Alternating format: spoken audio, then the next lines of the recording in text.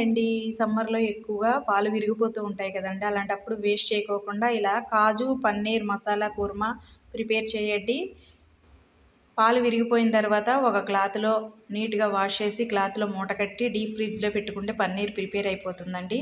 తర్వాత బాండి పెట్టుకున్న ఆయిల్ వేసి పన్నీర్ని లైట్గా వేయించి తీసుకోవాలండి. అలాగే నానబెట్టిన కాజును కూడా లైట్గా వేయించిన తర్వాత తాలింపు కోసం జీలకర్ర పచ్చిమిర్చి కరివేపాకు వేపి తీసుకున్న తర్వాత ఆనియన్స్ టమాటా పేస్ట్ వేసి వేపుకున్న తర్వాత తడి మసాలా పేస్ట్ కూడా వేసి నూనె పైకి తేలే వరకు వేపుకొని తగినంత కల్లుప్పు పసుపు కారం కూడా వేసుకొని బాగా వేయించుకున్న తర్వాత కాజుని కూడా వేసుకొని తగినంత వాటర్ వేసుకొని ఉడికించుకోవాలండి. ఫైనల్గా పన్నీర్ని కూడా వేసి ఉడికిన తర్వాత కొత్తిమీర వేసుకొని స్టవ్ ఆఫ్ చేసుకోవాలండి. ఈ పన్నీర్ కుర్మా రైసు చపాతీ పుల్కా రోటీలోకి సూపర్ టేస్టీగా ఉంటుందండి.